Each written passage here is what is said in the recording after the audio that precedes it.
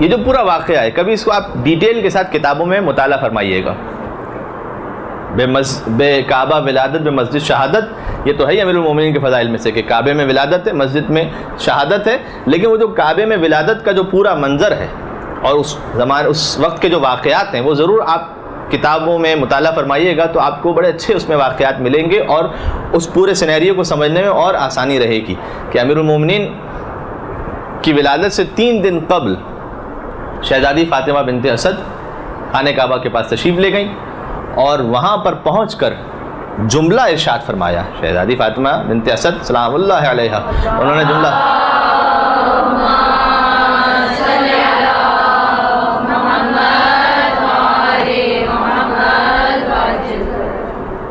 ارشاد فرمایا کہ پروردگار میں تجھ پر ایمان لائی اور تیری کتابوں پر ایمان لائی اور تیرے رسولوں پر ایمان لائی. جناب فاطمہ بنت اسد پھر فرمایا کہ پروردگار تجھے اس بیت کا واسطہ، اس کے معمار حضرت ابراہیم علیہ السلام کا واسطہ اور اس مولود کا واسطہ جو میرے شکم میں ہے میری مشکل کو آسان فرما دے.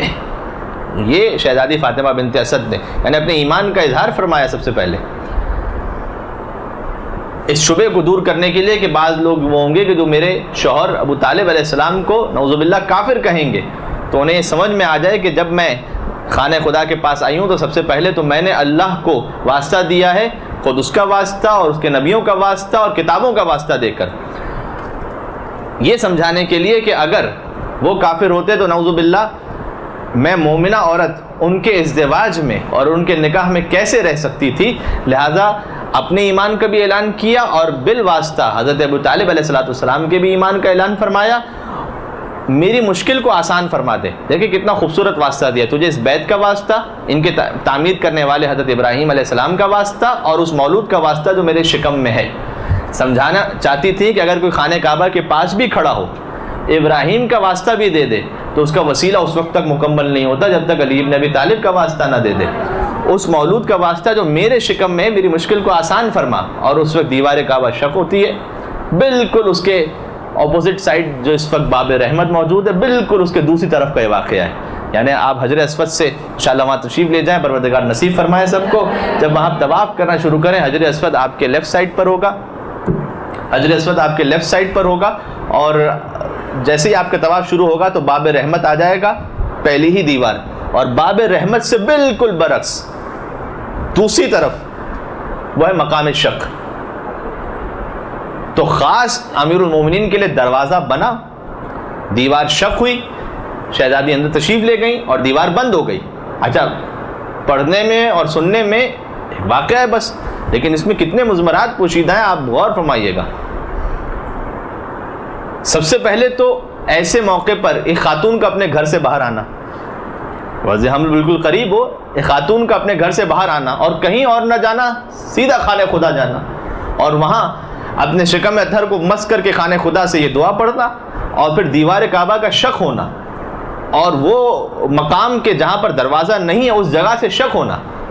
اور اس موقع پر عام طور پر تو یہ جو فیلنگز ہوتی ہیں خواتین کی، جو فیلنگز ہوتی ہیں، پرچھائی سے بھی بسا اوقات ڈر محسوس ہوتا ہے، ہر چھوٹی چھوٹی چیز سے ڈر محسوس ہوتا ہے کہ کہیں خدا نہ خواستہ کچھ نہ ہو جائے.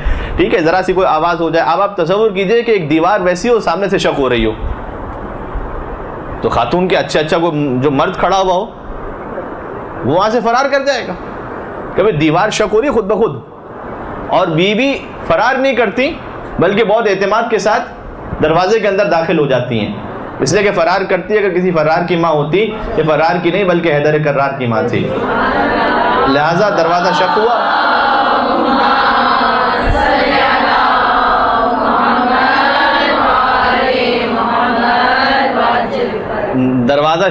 دیوار شق ہوئی اور بی بی اندر تشریف لے گئیں اس فکر کے بغیر کہ اندر میں جا رہی ہوں، اس حالت میں اندر کون میری مدد کو آئے گا، یہ دیوار پھر سے بند ہو گئی تو کیا ہوگا، میری اپنے کھانے پینے اور غذا کا کیا انتظام ہوگا، بچے کے لیے کیا انتظام ہوگا. بی بی مستقل براہ راست اندر تشریف لے گئیں اور جب اندر تشریف لے گئیں اور اس کے بعد وہ دیوار بند ہو گئی، 3 دن تک پورے مکہ میں خبر پھیل گئی اور لوگوں کا ہجوم تھا کہ بھئی یہ کیا ہو گیا. اچھا جو اصل دروازہ تھا اس کو کھولنے کی کوشش کی گئی، اس پہ قفل لگ گیا اور قفل کسی طریقے سے کھولنے کا نام نہ لے. کہ بھائی فاطمہ بنت اسد اندر تشریف لے گئی تو قفل کھولا تو جائے، اندر کیا ہو رہا ہے اندر، اور ایک خاتون جو اندر ہے. اچھا تعجب کی بات یہ ہے کہ سارا مکہ آ گیا، نہیں آتے تو ابو طالب علیہ السلام نہیں آتے. آپ کو کہیں کسی روایت میں نہیں ملے گا کہ ابو طالب بھی پریشان ہو کر آ گئے کہ میری زوجہ اندر چلی گئی ہیں، ایک ولادت متوقع ہے تو کیا میری زوجہ کا ہوگا، میرے بچے کا کیا ہوگا. وہ اطمینان سے گھر پر ہے. کیوں بھلا عقل اس الزام پہ حیران نہیں کہ کل ایمان کا پدر صاحب ایمان نہیں. اور محسن بانی اسلام اگر کافر ہے پھر تو اس دہر میں کوئی بھی مسلمان نہیں. تو اس وقت ابو طالب علیہ السلام تشریف نہیں لاتے. 3 دن تک سارا مکہ جمع ہو گیا، سارے مکے میں خبر پھیل گئی، اور 3 دن گزرنے کے بعد اسی مقام سے دیوار شق ہوتی ہے. شہزادی فاطمہ بنت اسد سلام اللہ علیہ باہر تشریف لاتی ہے، ہاتھ میں ایک نومولود بچہ موجود ہے. اس وقت بھی رسول اللہ تشریف لائے، ابو طالب تو اب تک نہیں آئے، اس لیے کہ وہ جانتے ہیں کہ میرا بیٹا جس اللہ کا نمائندہ ہے وہی اللہ اس کی حفاظت کرنے والا ہے، اور وہی ان کے رزق کا انتظام کرنے والا ہے. اللہ ہی نے جب انتظام کیا ہے تو پروردگار ہی اس کی ولادت کا انتظام بھی کرنے والا ہے. لہٰذا روایت میں ہے کہ حضرت مریم سلام اللہ علیہ تشریف لاتی ہیں اس وقت میں حضرت فاطمہ بنت اسد کی مدد کے لیے، اور بی بی سارہ تشریف لاتی ہیں اور بی بی حوا تشریف لاتی ہیں.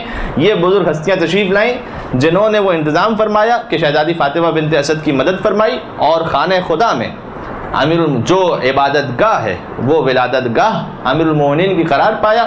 اور جب اچھا یہ جو ہے ظاہر ہے کہ اس میں پھر ایک الگ داستان ہے.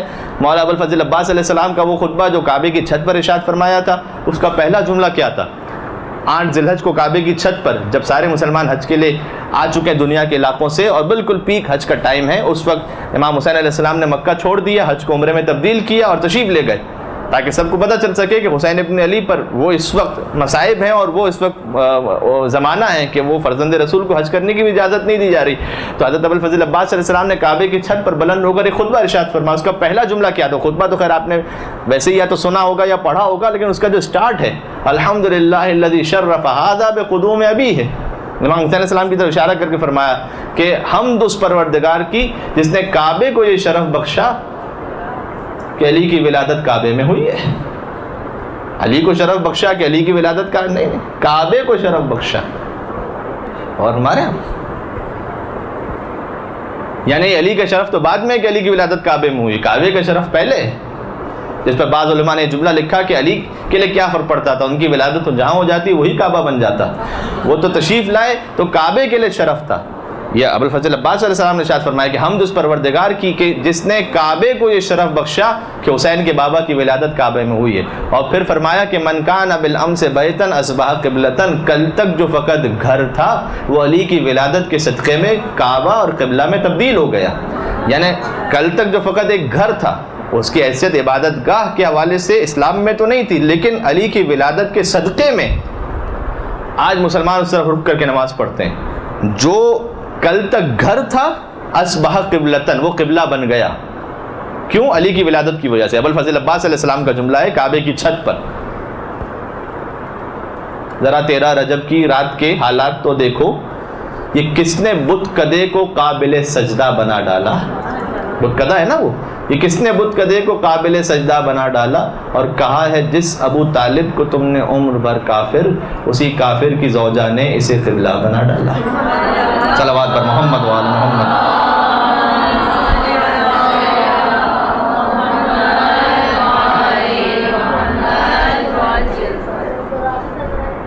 جی ذرا 13 رجب کی رات کے حالات تو دیکھو، یہ کس نے بت کدے کو قابل سجدہ بنا ڈالا. دیکھیں یہ شاعر کا اگر شعر خالی ہوتا تو اس کی اپنی حیثیت نہیں ہوتی، لیکن ابوالفضل عباس علیہ السلام کو جملے سے ملا کر جوڑیں تو پھر اس کی حیثیت بنے گی کہ انہوں نے فرمایا کہ من کان بالامس بیتن اصبح قبلتن، کل تک جو گھر تھا وہ آج قبلے میں بدل گیا. ذرا 13 رجب کی رات کے حالات تو دیکھو، یہ کس نے بت کدے کو قابل سجدہ بنا ڈالا، اور کہا ہے جس ابو طالب کو تم نے عمر بھر کافر، اسی کافر کی زوجہ نے اسے قبلہ بنا ڈالا. بیوی اندر 3 دن تک مسکون رہی ہیں. اس کے بعد جب باہر تشریف لاتی ہیں رسول اللہ استقبال کے لیے آگے بڑھے. یہ جملہ تو پھر میں نے گزشتہ درس میں بھی عرض کیا تھا کہ امیر المومنین تشریف لاتے ہیں رسول اللہ کی گود میں، اور یہ کس نے علی کو بتایا کہ اب ماں کی گود نہیں ہے، اب رسول اللہ کی گود ہے. اور آنکھیں کھولیں اور قرآن پڑھنا شروع کیا۔ اس سے پہلے یہ سوال کیا کہ یا رسول اللہ میں توریت پڑھوں یا زبور پڑھوں یا انجیل پڑھوں یا قرآن پڑھوں؟ کہا کہ اے علی تم قرآن پڑھو، اور اس وقت امیر المومنین نے قرآن کی تلاوت کرنا شروع کی، سورہ مبارکہ مومنون کی، قد افلح المومنون، کہ یقیناً مومنین کامیاب ہو گئے۔ سورہ مومنون کا ابتدائی حصہ پڑھا۔ رسول اللہ نے اپنے وقت ولادت نہیں پڑھا تھا قرآن، لیکن علی نے قرآن پڑھا اور قرآن پڑھ کر یہ سمجھا دیا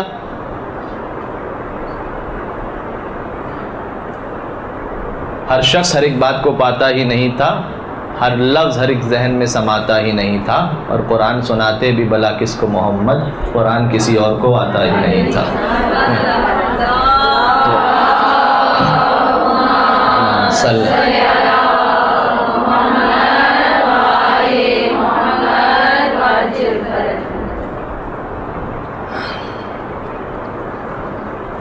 اس وقت امیر المومنین نے قرآن پڑھنا شروع کیا، سورہ مبارکہ مومنون کی تلاوت فرمائی۔ اچھا یہاں پر اب پہلے اچھا اس واقعے کو مکمل کر لو مختصراً، کہ پھر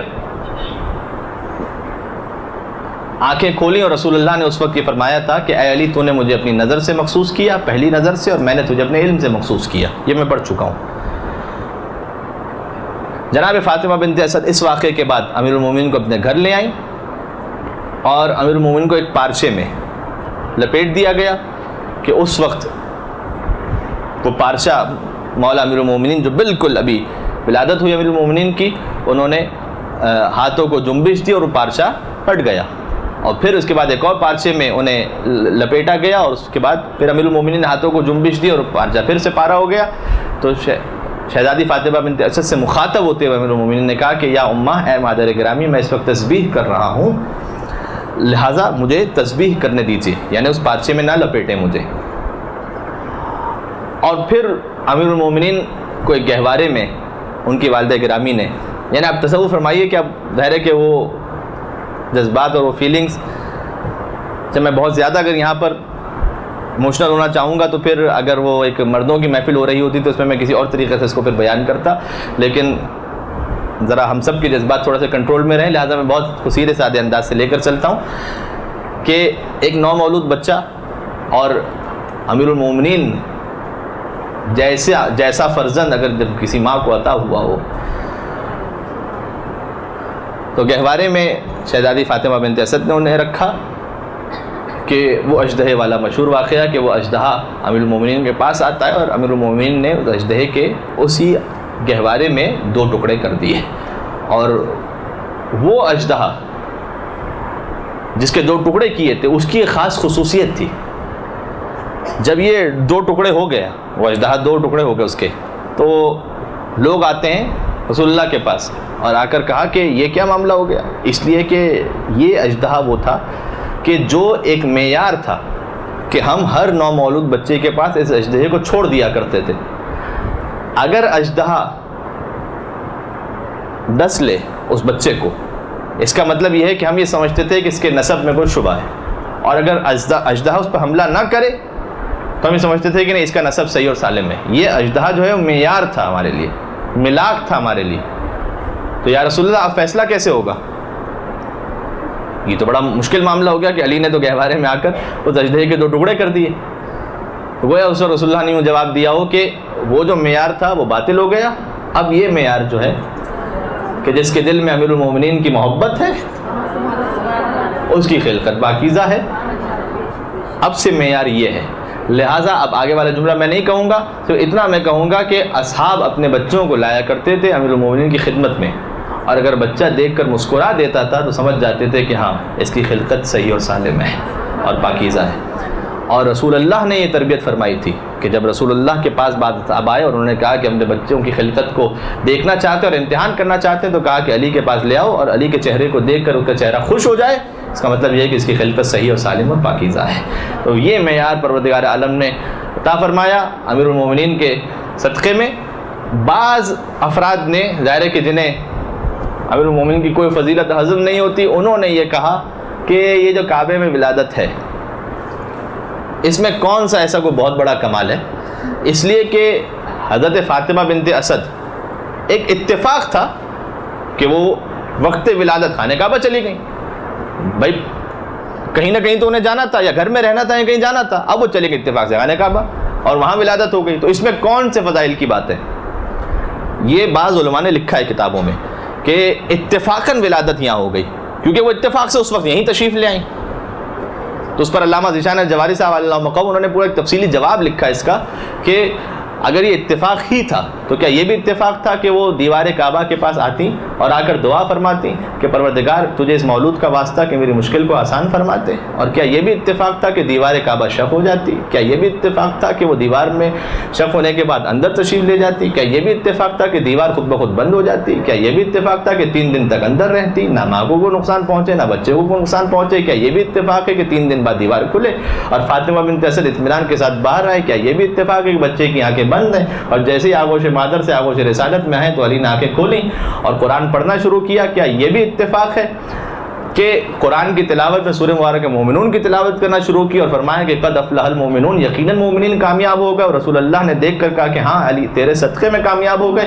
اگر یہ سارے ہی اتفاق ہیں، ذیشان الجواہری صاحب لکھتے ہیں اگر یہ سارے ہی اتفاق ہی ہو رہے ہیں تو کیا کہنا اس علی کا کہ جس کے اتفاق کی منزل دوسروں کے اختیار سے آگے بڑھ جائے؟ بھائی سارا ہی اگر اتفاق ہو رہا ہے تو دوسروں کا اختیار بھی اس مقام تک نہ پہنچ سکا جہاں علی کا اتفاق پہنچ گیا.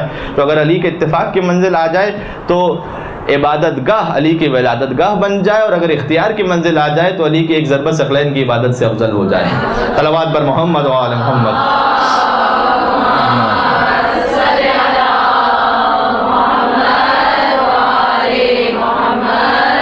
ایک اعتراض کیا گیا جو میں نے آپ سے ڈسکس کر لیا کہ یہ تو ایک اتفاق تھا، اس فضیلت پر ایک اعتراض یہ ہے.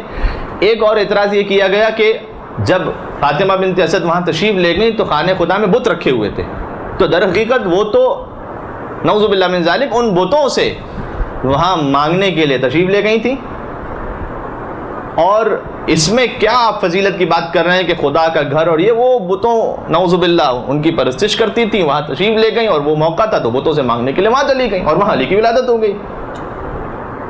علماء نے یہ لکھا اپنی کتابوں میں، بعض متعصب علماء نے یہ لکھا ہے. اس کا بھی جواب یوں دیا گیا کہ اگر اسے آپ مان لیں اس کا مطلب یہ ہے کہ چونکہ وہاں پر بت موجود تھے لہٰذا نعوذ باللہ من ذالک شہزادی فاطمہ بنت اسد ان کے ایمان میں ڈاؤٹ پیدا کیا جا رہا ہے اور شک پیدا کیا جا رہا ہے کہ شاید بتوں سے مانگنے گئی تھیں. تو اگر تصور فرمائیے کہ آج تک خانہ خدا میں وہ بت رہ جاتے تو ہر مسلمان کی اور مومن کی عبادت ڈاؤٹ فل نہیں ہو جاتی کہ پتہ نہیں خدا کے گھر کی طرف رک کر کے نماز پڑھ رہا ہے یا بتوں کی جانب رک کر کے نماز پڑھ رہا ہے. تو اب اس کا احسان مانیے کہ جو بت شکن تھا کہ جس نے بتوں کو توڑ دیا اور اس کی ایک بت شکنی کی وجہ سے سارے جتنے مسلمان تھے ان کی عبادت میں خلوص پیدا ہو گیا اور ان کی عبادت یقین کی منزل تک پہنچ گئی. اس لیے کہ اگر علی کی ماں کے ایمان میں نعوذ باللہ یوں شک کیا جا سکتا ہے تو پھر جتنے اصحاب وہاں اس وقت خانہ خدا کی طرف رک کر کے نماز پڑھ رہے تھے سب کی عبادتیں ڈاؤٹ فل ہو جائیں گی. اور یہ صدقہ ہوگا امیر المومنین کی اس بت شکنی کا کہ علی نے اس بت شکنی کے ذریعے سے تمام اولین سے لے کر آخرین تک سب کی عبادتوں کو بچا لیا اور اس میں یقین کو پیدا کر دیا. اچھا یہ ایک حد تک میں نے اس واقعے کو آپ کے سامنے گزارش کیا. جب تک علی کے درس سے درس نہ لیں تو ان فضائل کو سننا اور ان کا بیان کرنا اس کا جو حقیقی مقصد ہے وہ پورا نہیں ہو پائے گا. میں آپ سے گزارش کروں گا درس بھی ظاہر ہے کہ امیر المومنین کے مکتب سے کتنے حاصل کیے جا سکتے ہیں خود نہج البلاغہ کی صورت میں.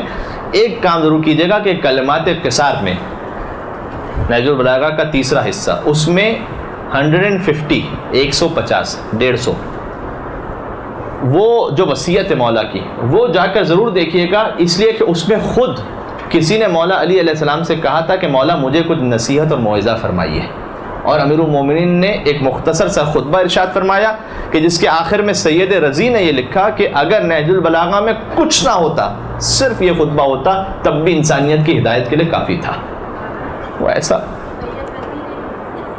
جی سید رضی نے یہ کہا اس خطبے کے بارے میں کہ اگر کچھ نہ ہوتا نہج البلاغہ میں، صرف وہ ہوتا تو انسانیت کی ہدایت کے لیے کافی تھا. لہذا وہ خطبہ ضرور جا کے مطالعہ فرمائیے گا.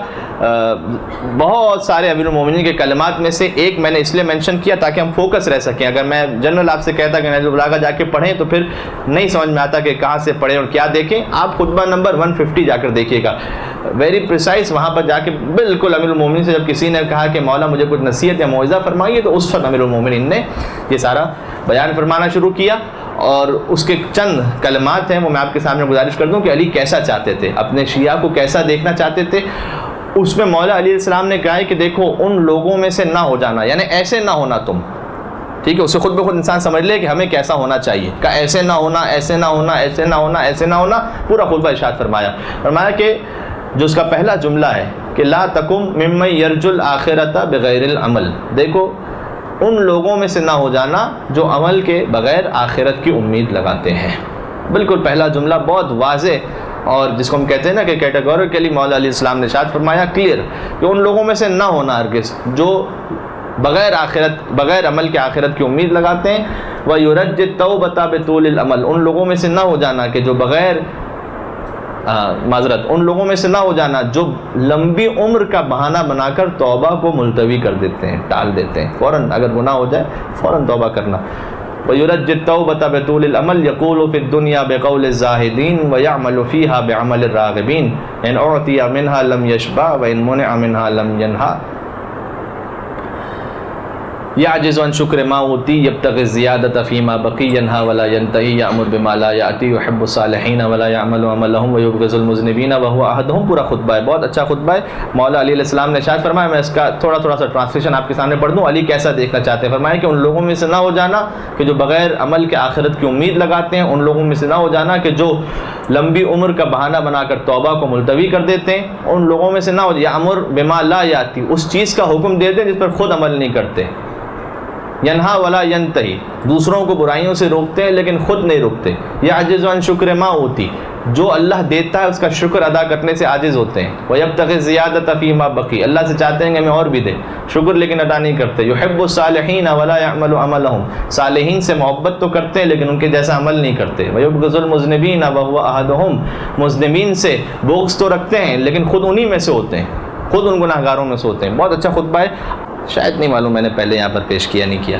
ایک منٹ کی بات ہے، 2 منٹ کی اس کو پڑھ دوں. یہاں پر نجف اشرف جہاں علی کا جوار ہے، آدم اور نوح علیہ السلام بھی وہیں پر مدفون ہیں.